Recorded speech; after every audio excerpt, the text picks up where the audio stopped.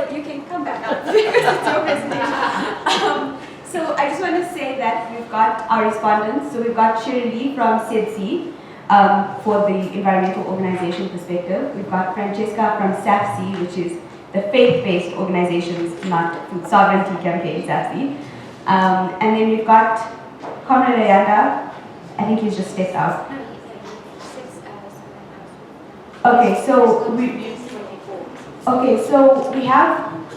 representative from the UPM. Comrade Fadila is coming up, I think. No? Okay, but I think Ferrial can start with her presentation. Thank you, Courtney. So the one funny thing is, Courtney and I are both short, so when we stand here, we're like on our toes. So if you see me going up and down, it's because I'm tired of being on my toes. So the document I'm speaking to is the one called Transformative Network Building for Climate Justice Movement. So I want to start with the quote there, and I think that a lot of what people have been saying kind of is summed up by that quote, is that the climate movement needs to shift gears from what has been a largely symbolic movement to one that is directly disrupting destructive industries. Our movement needs to judge its progress not by how many media hits our action got, nor how many people read our blogs, but by how many power plants we've put out of business. Having said that, I have to put in a deep just transition, right? The unions are here. Okay.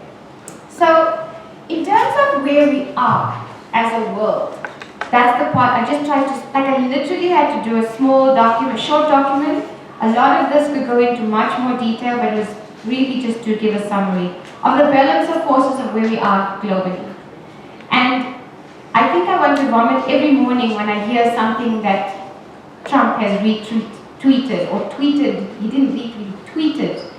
And it just drives me insane. So, and even, Brazil, Bolsonaro, when the fires were happening in the Amazon, he basically lambasted scientists. He said, who are these scientists to tell us that the Amazon is the lung of the earth? Who gave them that right? And he was happy for it to burn down. So politically, the world seems to be leaning to the right. Trump, Bolsonaro, Modi in India. I would add to this Ramaphosa and Jinping. I think that they have an alignment to capital and they have an alignment to mining and alignment to destruction. So people across the world are saying enough is enough. So we've seen it. I mean, I wanted to take a map the other day and just map out all the protests, all the civil kind of things happening across the board. Chile, Bolivia, Hong Kong, Lebanon, and these are few, but it continues. There's Syria, there's things happening in Yemen. So the world is absolutely, there's a response there's a right wing rising, but there's a response. Okay. And then the world is facing some of the worst climate shocks. Extreme fires. I mean, you saw that. California, Australia, water shortages I don't know if people saw the pictures from Net. Floods, droughts, it's all around us.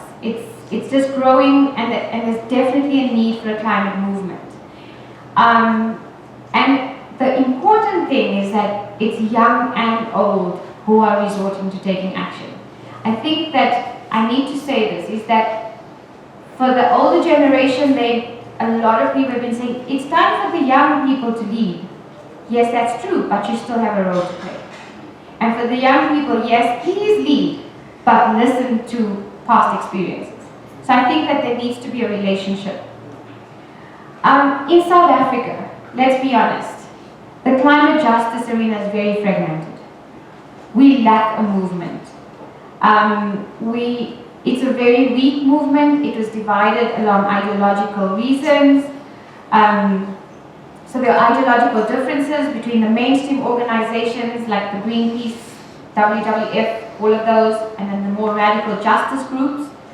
The second challenge is the perception that climate change is all about the environment.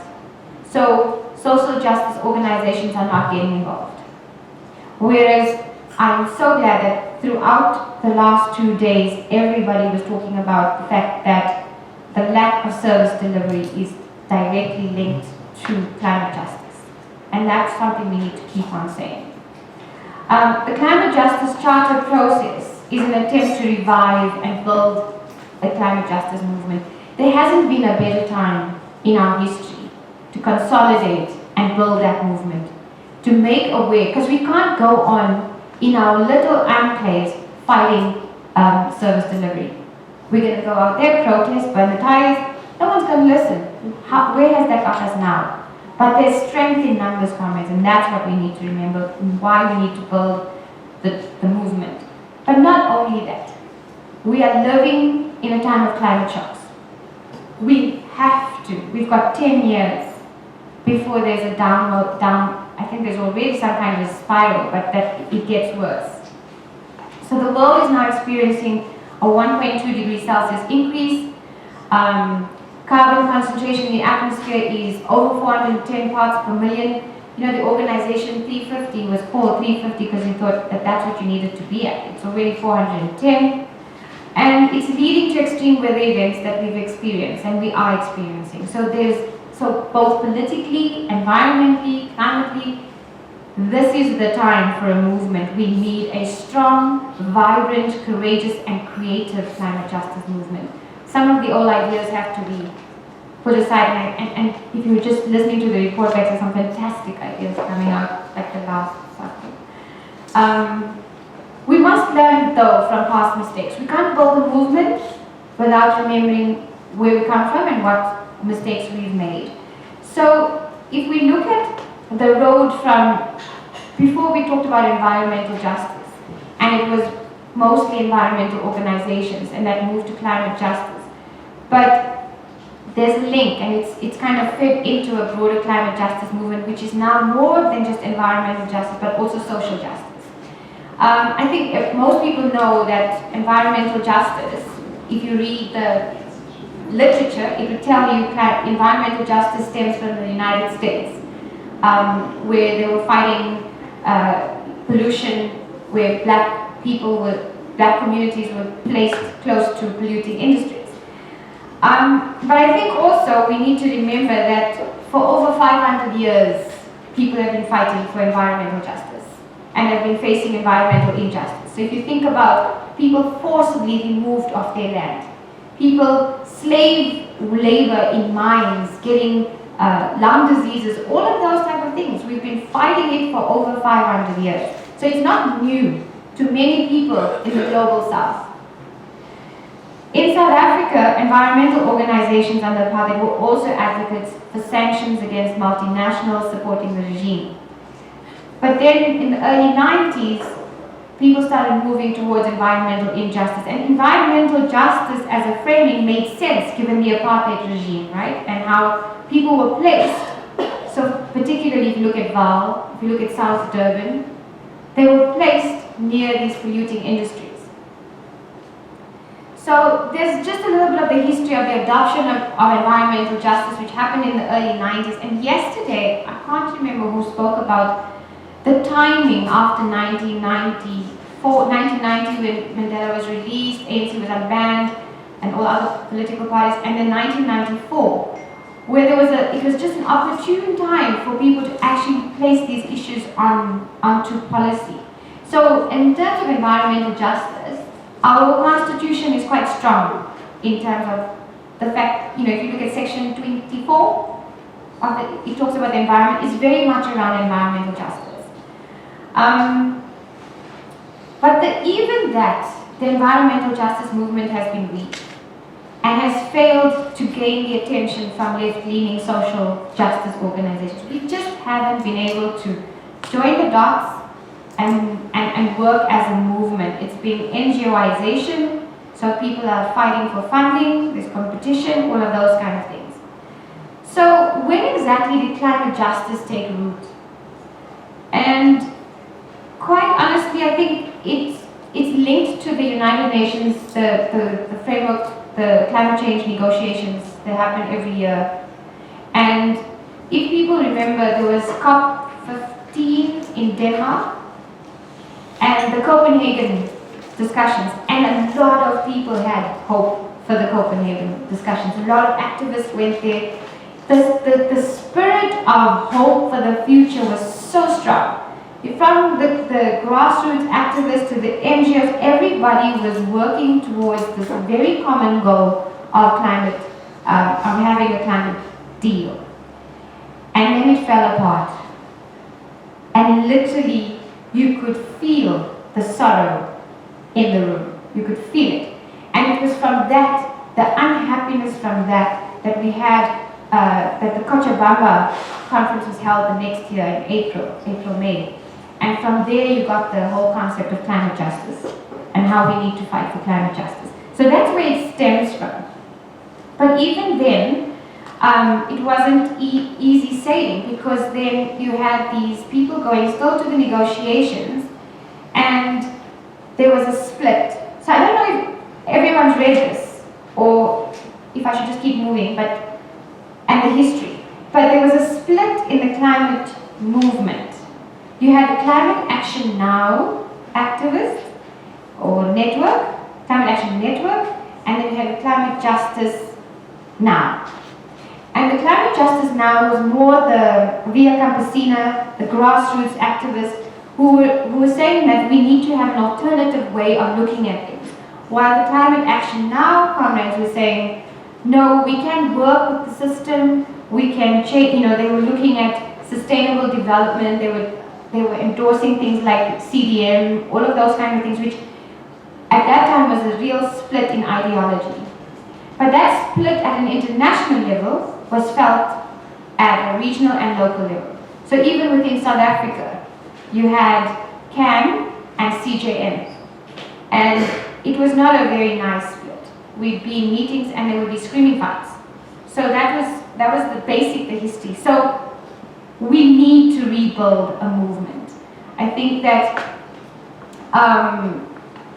there's no better time to do that. So the call for climate justice that we're talking about now needs to be from bottom up. We need to take into account what people on the ground are saying, and that's what this is all about.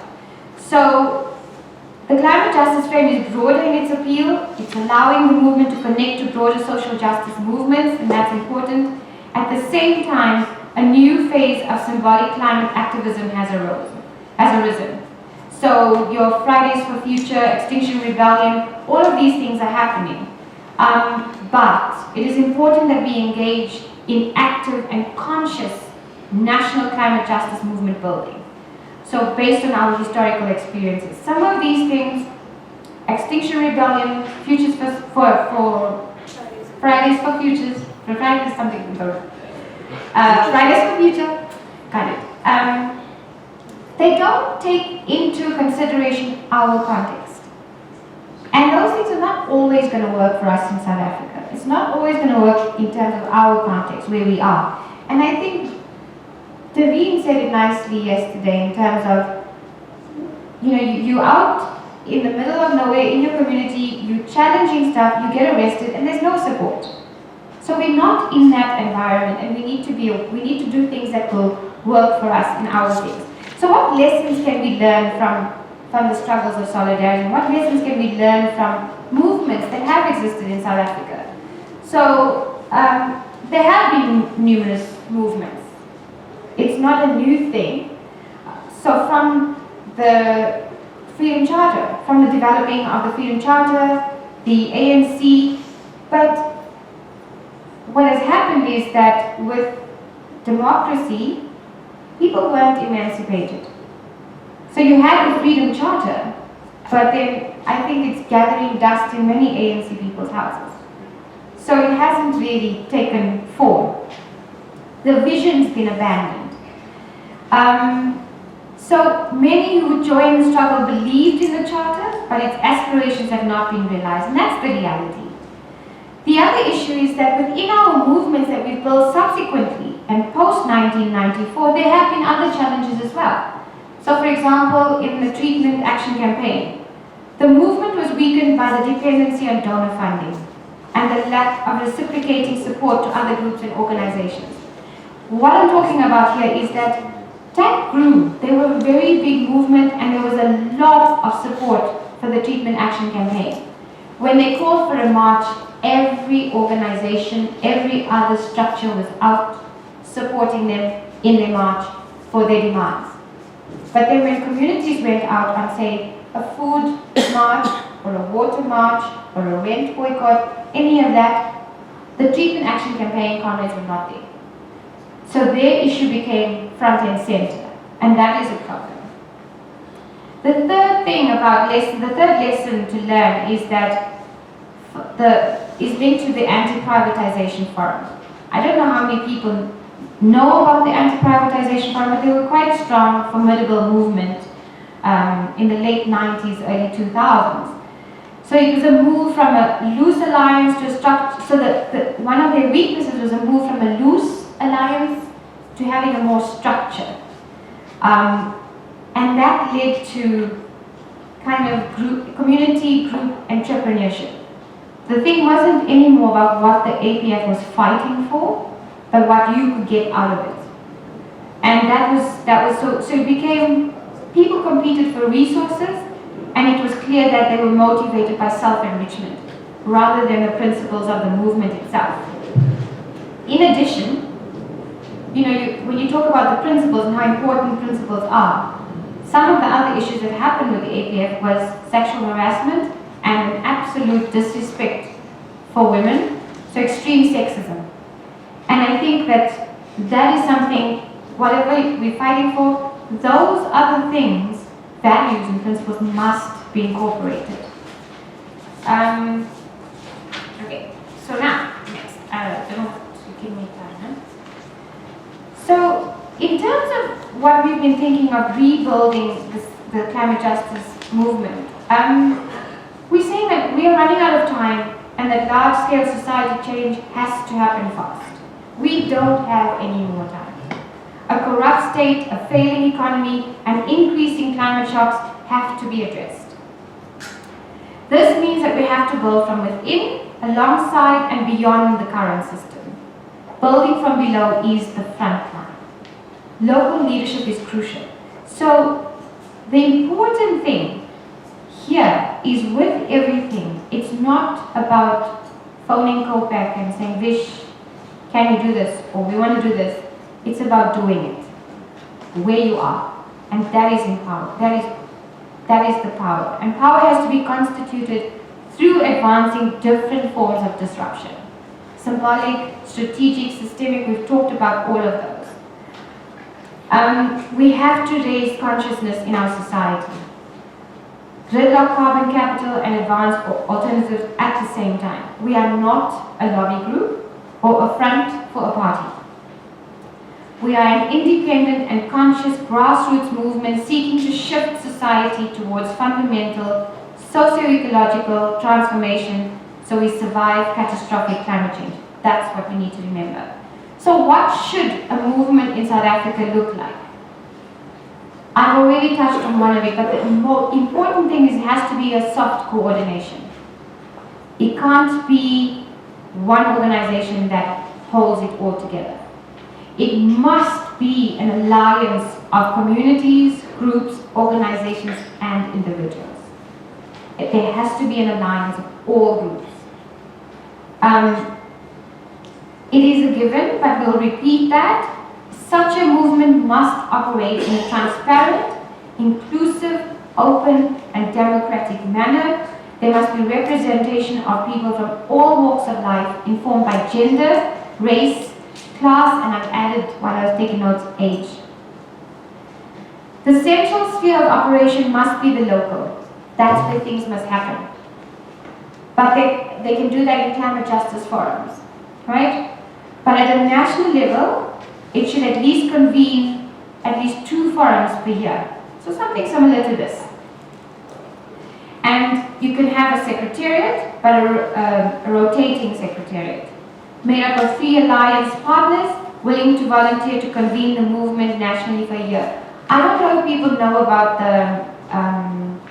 the water, sorry, I'm forgetting the name, Mdu will help me. The water caucus. The way the water caucus has worked, has everyone heard about the water caucus? South Africa water caucus?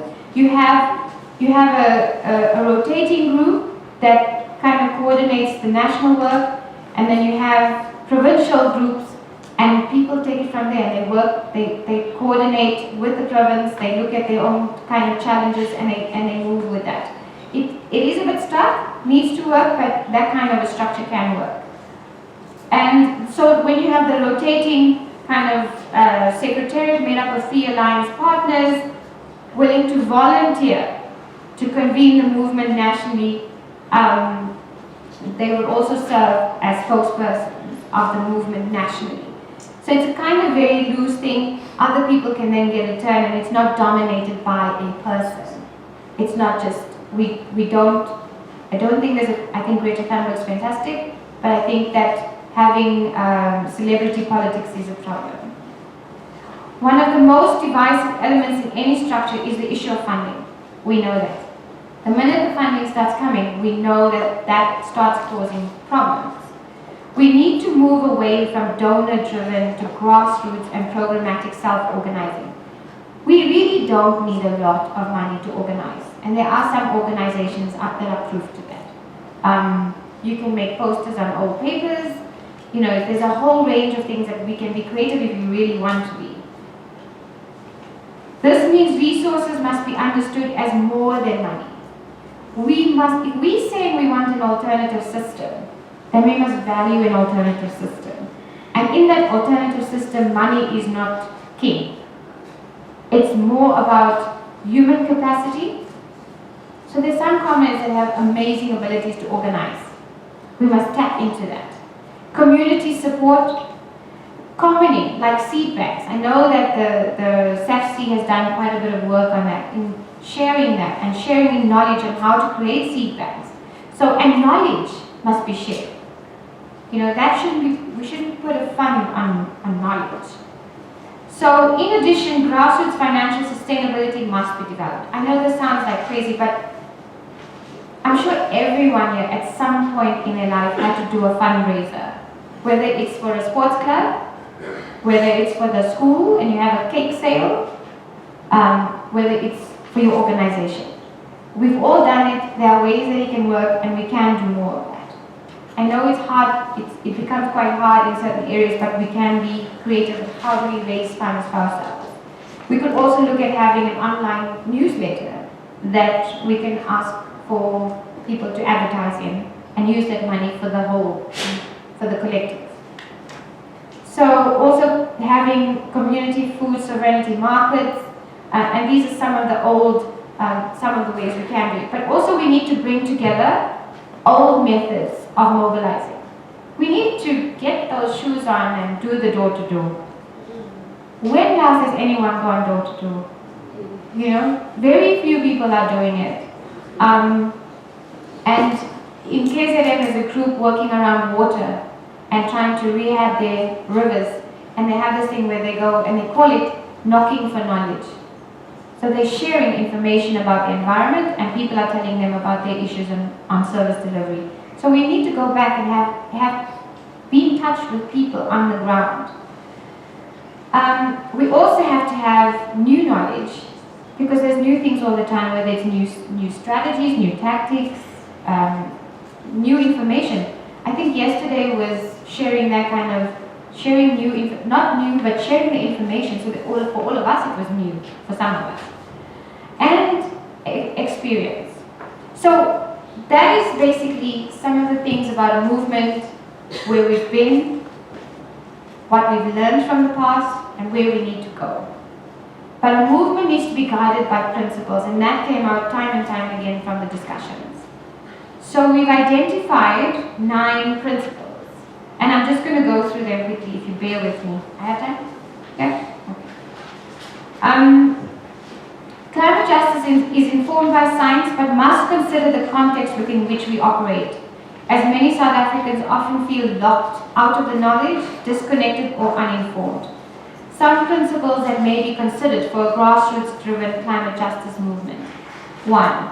Unite and build convergences in the climate justice struggle amongst movements and community organizations.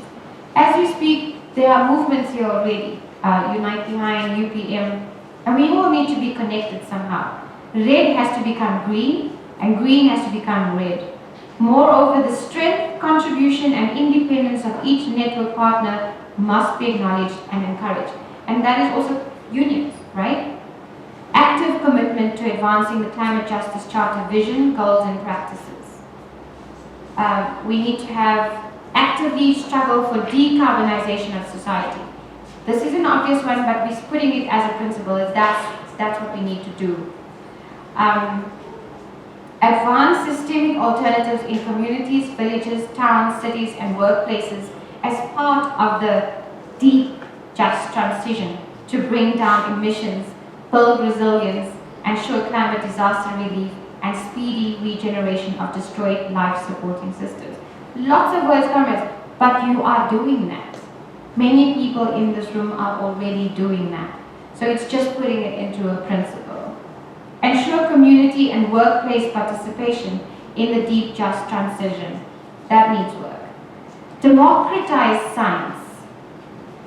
So that is something that I think is important because we all run away from science, but we all have an element of science that we're working with and we can learn from. So we need to democratize science, make it more accessible, make people understand what's going on, and ensure ongoing education, consciousness raising, and popular empowerment. Affirm respect for local knowledge, language, and experience. That's come out time and time again over the last 2 days. Practice collective, radical non-racialism and gender-conscious leadership at all levels of the movement. Democratic deliberation through debate, reflecting on practice, sharing experience, learning exchanges, research, and movement forums at local and national level. It's funny because all of this you have been mentioning throughout the last 2 days, so it's kind of what we've been saying. So this was just, it's a discussion for document for discussion. I think there's a lot more, and this is the whole thing of exchanging information. We do something, and you input, and you make it better. And that could be when we all input, and we all agree, then we all accept it as something that I had a part of that. I had a part in building that principle, and it becomes part of who we are. So I think that is just the starting point. It's the first kind of step at building a movement. I think it's important, but then we can, that's it. So we can discuss more in groups.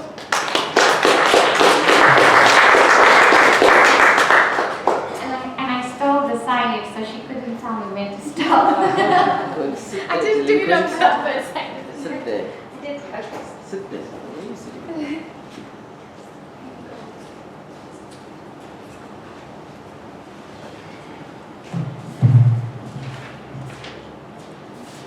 Good afternoon, everyone. I won't be long. I know everyone's hungry and wants to go for lunch. Okay, so I absolutely agree with what Ferrial said, that the climate justice movement has been weak, and it can no longer be a passive movement because we are in a state of emergency. It's a climate emergency, and we have to realize that. The term climate change itself is not descriptive, it's not explicit enough to actually describe what's happening out there. People are literally dying. Coming from Durban last week, 16 people died, and that number will keep rising because many bodies are missing. In April alone, we had over 80 deaths because of the storm, and our municipalities are not doing anything about this. They're not equipping people. We've been asking for a disaster management plan for years, and they haven't been giving us anything. And another reason why I feel the climate justice movement was weak was because we still face this environmental racism coming from South Durban. We still have the refineries that are operational, that are emitting these toxic gases in predominantly black neighborhoods, just like they do in Secunda and Sasolburg, Highveld areas as well. We need to look back at history and look at the anti-apartheid movement. It was everyone door to door, street to street, getting solidarity from all over the world. The door-to-door thing is what SETSI does with one of our campaigns, because the levels of cancer in our area is quite high because of the benzene and the sulfur dioxide. And we have to go door to door to ask people, is there someone in your home that has cancer or someone that passed away from cancer? In order, because we have a cancer registry and we want to show industry, we want to show government how high the level of cancer is in this area. It is difficult, people are resistant, some people work in the industry and they don't want to get involved, other people have just given up on the fight, they are fed up of fighting the struggle for years and years, and that's where we need a stronger climate justice movement. We also have to attack these companies where it hurts the most, and that's the money. We have to go after the shareholders. The big shareholders, like for instance Sasol, some of the big shareholders are Old Mutual, Allen Gray, Investec, and all these companies have policies of good ethics and morals and sustainability, so therefore we have to hold them accountable. Next week, Wednesday, is a Sasol AGM in Santon. And I think Virja is doing a protest outside there, and maybe you can give some details about the protest and people can join that protest outside it's a march outside that AGM. And some of us will purchase one share and will be inside and attack them. And also, we can't allow big NGOs to go into rooms and negotiate and compromise on behalf of us. We can't allow that anymore. It's been done in the past. And the real people who are experiencing the actual problems on the ground, who are experiencing the poor air quality, who are experiencing the drastic storms, they need to be the ones asking the questions and telling their stories. And right now, our oceans are under attack, and not just by plastic pollution, but by offshore mining, oil and gas drilling.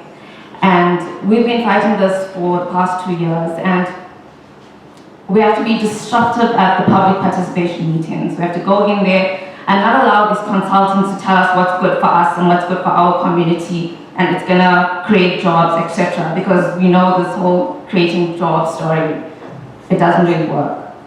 We can't allow these big corporations to outsource our democracy, and that's where we need strength in numbers and where we need to educate people more about the climate justice movement. And I agree that the climate justice movement cannot be a one-man show. It has to be collective because there's strength in numbers, and we can't just preach to the converted. So whenever we host meetings, we can't only preach to organizations that we know that actually know what's happening, that know that it's climate emergency. Because some people are still in denial about what's actually happening out there. They don't see the reality of what climate change is doing to the world. So we really need to bring in more stakeholders, maybe some government people, and because maybe they know, maybe they don't, maybe they're denying, but there needs to be more emphasis in people outside ourselves. Thank you.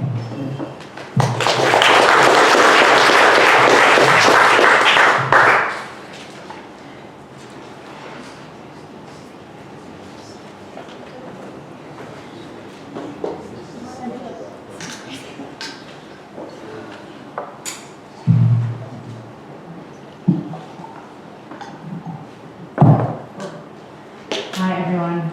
It's like the graveyard shift before lunch, that's me. It's great to see you all. I just want to ask you if you just stand up and just stretch your arms up, please. Let's get some energy in the room. I don't know if any of you have ever done peeling the banana. Shall we make a fruit salad together? So let's do it. First of all, that doesn't work. Okay, first of all, you're going to peel the banana, peel the banana, peel the banana. All right, and then you're going to pick the coconuts, pick the coconuts, pick the coconuts. And then you're going to, get the pineapples, get the pineapples, get the pineapples, get the pineapples. And then finally you're going to stir the fruit salad. Stir both ways, please. You need to stir that fruit salad. All right. Thank you guys. I just want to say, you guys are fantastic. You're doing really hard work. And I know this work is really quite draining and tiring. And I really want to appreciate us. We often get told we don't do enough. But actually, we are working so hard. Those of us who are committed and have been doing this long term, you've really got to look after yourselves. So please I just want to say one of the most important things about transformative networks is that we really look at each other and appreciate each other, and we work together as a collective. And there's that care for each other, which is essential for our humanity. Let's see each other. So I think it's all being said. There's a lot of wisdom in this room, and I've really enjoyed hearing from you all. I work for SAFC, the Southern African Faith Communities Environment Institute. We're based in Cape Town. We're regional outside of South Africa. We bring faith leaders together to talk in a collective space around the environmental things that they're struggling with, what can we do, and we think about it in collaborative ways. Do we have the answers? No. I think if we had the answers to these issues, we wouldn't be sitting here really grappling with it. But we have seen transformation in this country, and we've seen it in other places. I was very fortunate to work with the Green Belt movement in Kenya, which was a democratization of that country. It went from a dictatorship into democracy, and I worked with someone who was fortunate enough, Wangari Maathai, to be recognized and given a Nobel Peace Prize. And so how did she do that? You know, people really want to know, how did Wangari do that? And I wanted to share that very briefly here because it's quite an inspirational story. She started a long time ago in the 1970s. So she always used to say to me, be persistent and be patient. And she started with the women, the rural women, disenfranchised, illiterate, who were literally being left in the rural places just to kind of eke a living, and while the government was stealing the commons, the public lands, and these women were considered really unimportant. And she went to them and she said, so what's happening? What's going on for you? So it was very rooted in community. And the authenticity of that is really helpful, I think, when you're trying to do movement building or transformative network building. And the solutions that the women came up with were through a process of realizing that actually the solution lies in here, not out there. So really to feel that actually we can do something, I think, is a really important message. Each of us can do something. It's not like those corporates have all the power. They don't have all the power. We're a collective and we can do enormous things if we work together.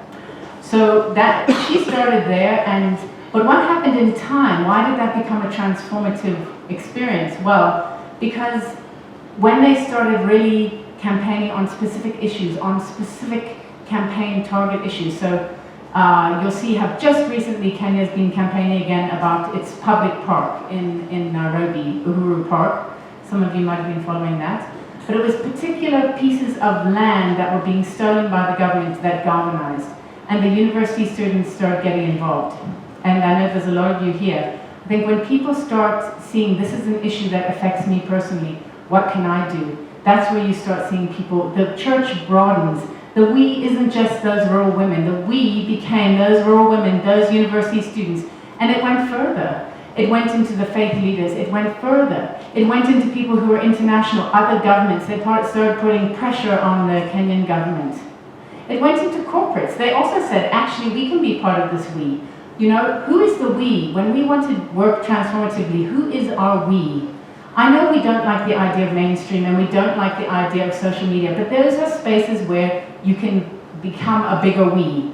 So let's be creative. Let's look at all the different formats that we can use. There's reasons why people get paid to have Instagram photos, guys. I mean, that may not be our space, but actually you guys who are young and happening, you know what's happening in social media. Let's use those spaces. It is a transformative space.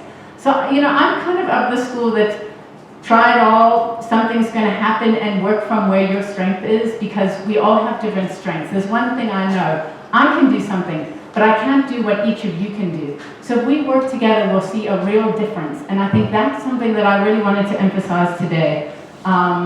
Yes, we've been a small elite group of people talking about environmental issues, but it doesn't have to be that way. Everyone's facing these issues. Climate justice is happening now. It's already happening. I mean, I was really excited that Charlene and I were sharing this panel, because in Craft for Net, and I mentioned this in our small group, Desmond is there, Sashi's there. We're busy marching in solidarity with the people of Craft for Net and the people of the crew, which have no water. I mean, it's absolutely horrifying what's going on there. How do we work in solidarity with each other? And yeah, there's debates, and we need to continue to have the debate. What works, what doesn't work. Let's critique ourselves. We didn't really want to go to CRAFNet right now because we thought a bunch of, sort of NGO people descending on a town with no water. There's issues with that, right? You have to interrogate that. Why are we doing this? And is the sum total of our impact greater than what we're doing in terms of the negative? Again, half of us flew here to be in this room. We're the problem, guys, but we're also the solution. So I just want to say,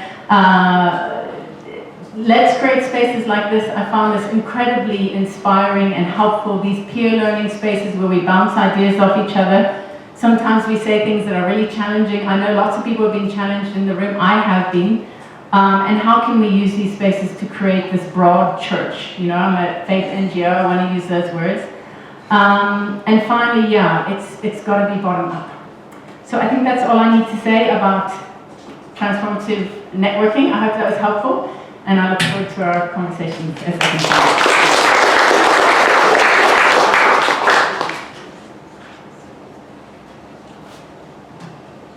Going after Francesca, like the tallest person.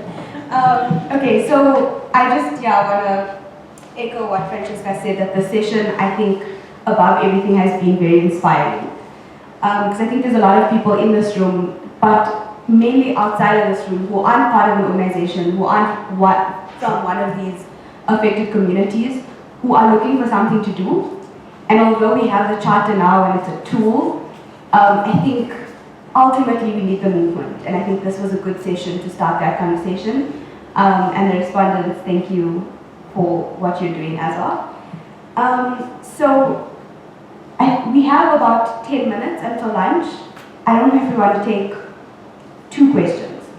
And then just some admin. Lunch is not in the restaurant, it is in the room next to us. So we can actually go through the store. And then also, those who are flying out this afternoon, I did send messages this morning, but please make sure that you do have your bags with you, because you'll be going straight from here to the airport. And if you don't, let me know, we have to sort something out. Okay, do you want to take questions? Okay, just 2 questions, because we don't have a lot of time. So,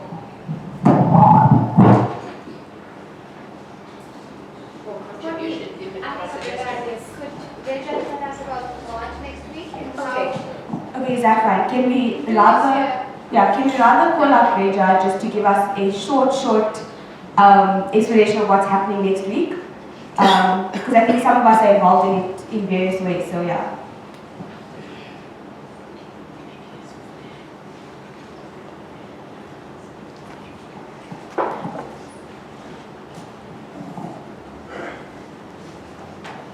Good afternoon.